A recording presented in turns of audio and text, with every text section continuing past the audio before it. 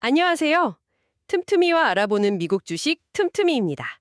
오늘은 소파이 테크놀로지스, 티커는 SOFI. 바로 이 기업 하나만 제대로 파헤쳐보겠습니다. 오늘 저희가 받은 자료들을 보니까 와, 2025년 4분기 실적 발표 자료부터 어닝콜 전문, 그리고 레딧 같은 커뮤니티의 실제 고객 반응까지 아주 생생한 내용이 많더라고요. 네, 오늘 이야기는 정말 한 편의 드라마 같을 겁니다. 한쪽에서는 막 박수갈채가 터져 나오는데 다른 한쪽에서는 야유가 쏟아지는 아주 흥미로운 상황이거든요. 바로 그 점이에요. 저도 자료 보면서 계속 고개를 갸우뚱했어요. 아니, 분기 매출이 사상 처음으로 10억 달러를 돌파하고 신규 회원이 분기에만 100만 명이 늘었다. 이건 누가 봐도 축포를 터뜨려야 할 엄청난 실적이잖아요. 그렇죠? 숫자만 보면 완벽하죠.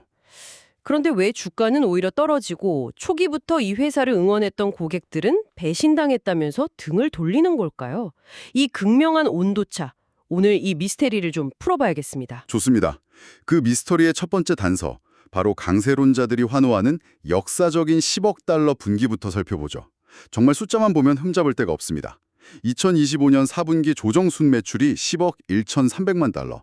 전년 같은 기간보다 37%나 성장했어요. 37%요? 와, 37% 성장도 대단한데 제가 더 놀랐던 건 수익성이에요.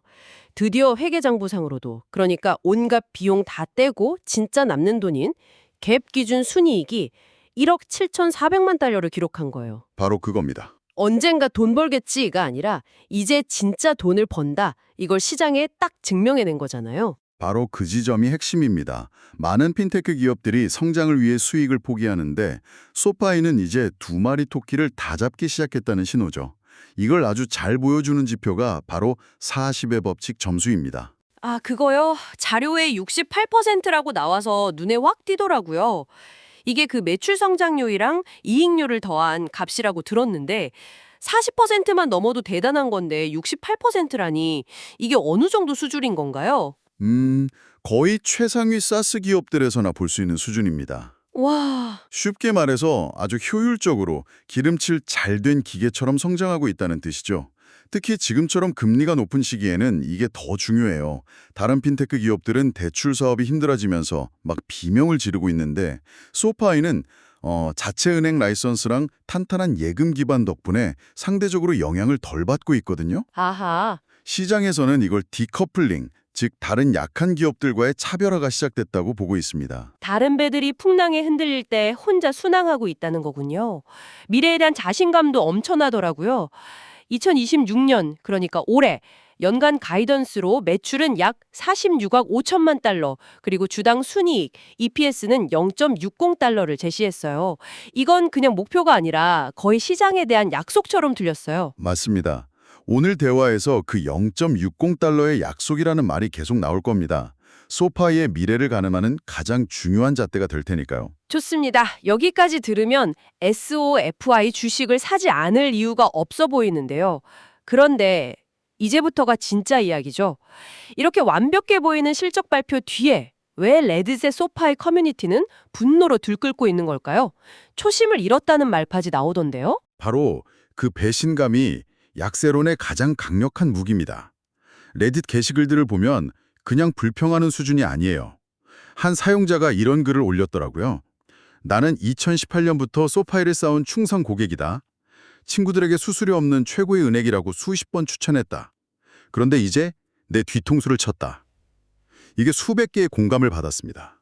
아니, 도대체 무슨 일이 있었던 건가요? 핵심은 수수료 정책의 전면 변경입니다. 과거 소파이의 정체성은 수수료 없음, 바로 그거였거든요. 맞아요. No fees. 네, 그걸로 고객을 끌어모았죠.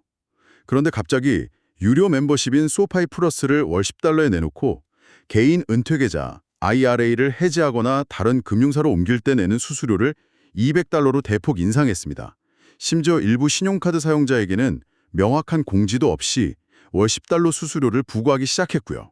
아, 이건 고객 입장에서 미끼를 던지고 갈아탔다. 이른바 bait and switch라고 느낄만 하네요. 처음엔 공짜라고 해서 사람들을 다 모아놓고 이제 와서 돈을 내라고 하는 셈이니까요. 정확합니다. 물론 이건 많은 플랫폼 기업이 겪는 성장통이기도 해요.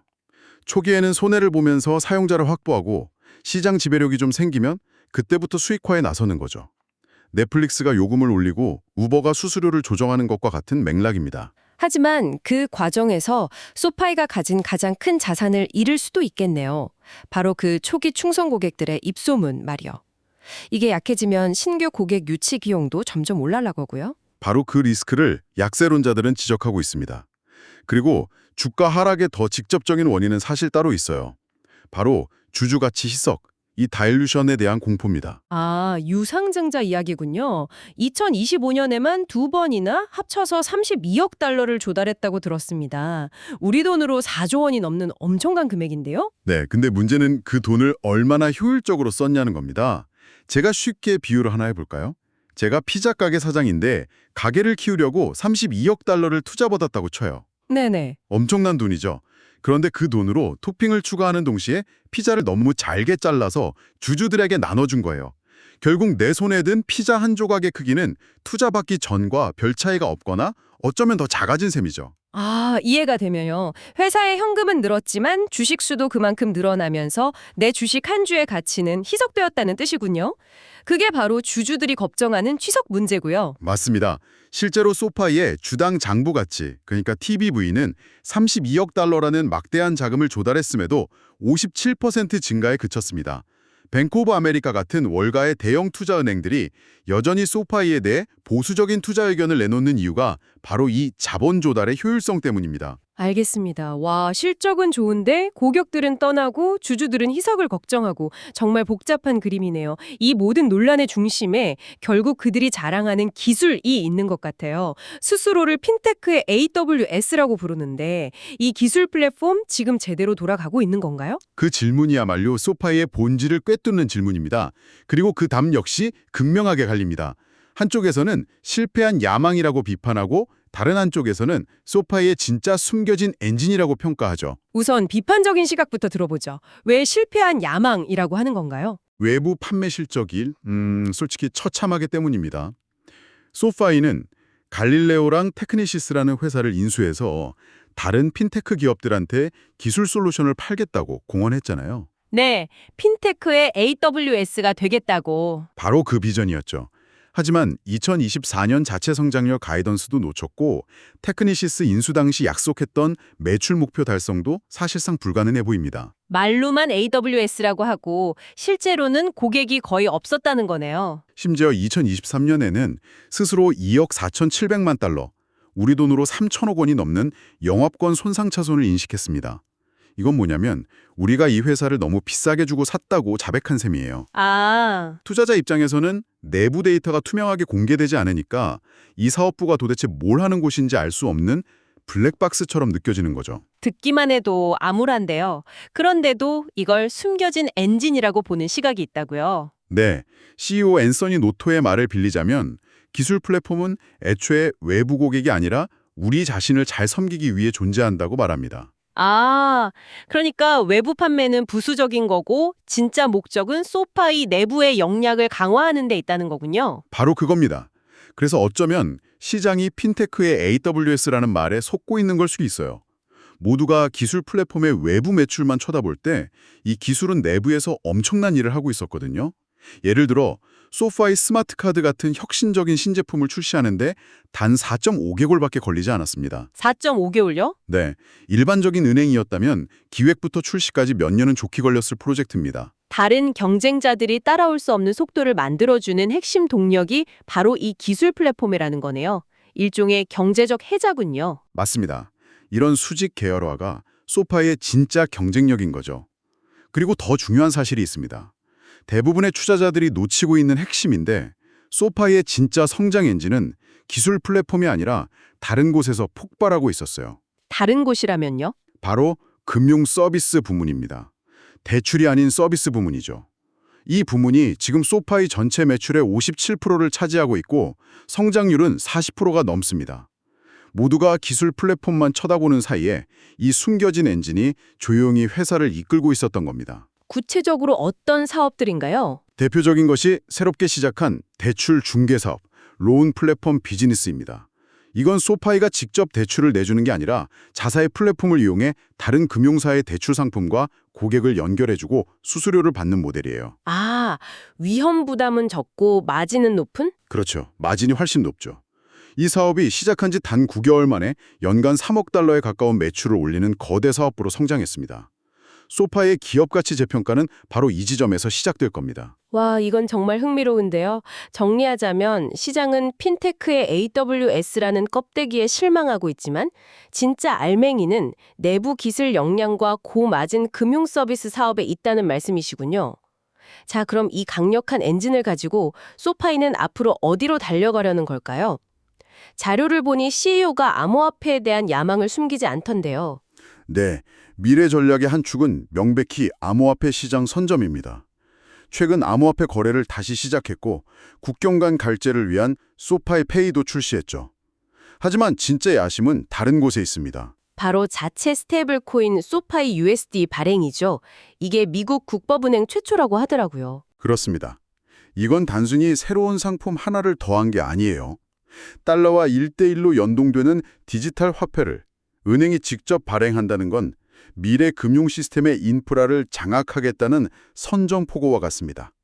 아직은 초기 단계지만 만약 이 구상이 성공한다면 소파에는 단순한 핀테크 앱이 아니라 금융의 운영체제, OS 같은 존재가 될 수도 있습니다. 스케일이 정말 크네요. 한편으로는 NFL 스타인 조시 앨런과 파트너십을 맺고 소파이 스타디움에서 월드컵을 개최하는 등 브랜드 인지도를 높이는 데도 진심이더라고요. 그것도 중요한 전략입니다. 현재 소파이의 브랜드 인지도는 9.6% 수준인데 이걸 20% 중반대까지 끌어올리는 게 목표예요. 그 정도면 미국 10대 은행과 맞먹는 수준이거든요. 1,370만 명이라는 거대한 회원 기반을 활용해 더 많은 금융 상품을 교차 판매하려면 브랜드에 대한 신뢰가 필수적이니까요. 좋습니다. 그럼 이 모든 것을 종합해 볼 때 투자자들이 가장 궁금해하는 질문으로 돌아와 보죠. 그래서 이 모든 것이 SOFI 주가에는 어떤 의미가 있는가? 2020년 주당 순이익 0.60달러라는 그 약속, 정말 지킬 수 있을까요? 그래 0.60달러라는 숫자가 바로 소파이의 미래를 가를 리트머스 시험지가 될 겁니다. 이 약속을 지키느냐 마느냐에 따라 주가의 운명이 결정되겠죠. 강세론자들은 당연히 가능하다고 볼 텐데 어떤 근거를 들고 있나요? 강세론의 근거는 크게 세 가지입니다. 첫째, 급여를 소파의 계좌로 직접 이체라는 충성도 높은 고객들이 만들어내는 예금 해자입니다. 아, 안정적인 자금원. 네, 이들은 쉽게 떠나지 않는 저비용의 안정적인 자금원이 되어주죠. 둘째, 앞서 말한 고마진 금융 서비스 부문의 폭발적인 성장세. 마지막으로 이미 확보한 1,370만 명의 거대한 회원들을 대상으로 성공적인 수익화를 이뤄낼 것이라는 믿음입니다. 이 세 가지가 맞물려 돌아간다면 0.60달러 달성은 충분히 가능하다고 봅니다. 반대로 약세론자들의 반박도 만만치 않을 것 같은데요. 물론입니다. 약세론 역시 세 가지 핵심 리스크를 지적합니다. 첫째, 만약 경기 침체가 닥칠 경우 아무리 관리를 잘해도 대출 부실은 피할 수 없다는 점. 그건 어쩔 수 없죠. 그렇죠. 둘째, 지금처럼 수수료 정책을 밀어붙이다가 핵심 충성 고객들이 대거 이탈할 리스크. 마지막으로 성장을 위해 앞으로도 계속될지 모르는 자본 조달과 그로 인한 주주가치 희석의 악순환입니다. 이 세 가지 함정 중 하나에만 빠져도 0.60달러라는 약속은 지키기 어려워질 겁니다. 결국 소파이는 모든 재무 목표를 초과 달성하면서 괴물 같은 성장세를 보여주는 동시에 그 성장의 대가로 초기 고객들의 신뢰를 잃을 수도 있는 외줄타기를 하고 있군요. 성장과 수익성 그리고 고객 만족 사이에 고전적인 딜레마네요. 맞습니다. 한쪽에서는 다른 핀테크와는 격이 다른 디커플링된 우량 기업의 탄생을 보고 있고 다른 한쪽에서는 초심을 잃고 돈만 밝히는 기업의 성장통을 보고 있는 거죠.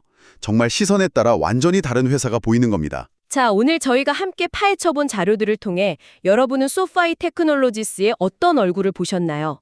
이 성장통을 겪고 더 위대한 기업으로 거듭날까요? 아니면 초심을 잃었다는 비판 속에 고객들의 외면을 받게 될까요? 댓글로 여러분의 날카로운 생각을 자유롭게 남겨주세요. 그리고 오늘 대화에서 한 가지 더 생각해볼 질문을 남겨드리고 싶습니다. 소파이는 결국 은행으로 평가받아야 할까요? 아니면 기술 기업으로 평가받아야 할까요? CEO는 기술은 더 나은 서비스를 위한 수단일 뿐이라고 말하지만 시장은 여전히 기술 플랫폼의 외부 성장성을 증명하라고 요구하고 있습니다. 소파이가 어떤 옷을 입느냐에 따라 기업의 가치는 하늘과 땅 차이로 달라질 수 있습니다. 이 밸류에이션 논쟁이 앞으로 SOFI 주가에 어떤 영향을 미칠지 지켜보는 것도 아주 흥미로운 관전 포인트가 될 겁니다.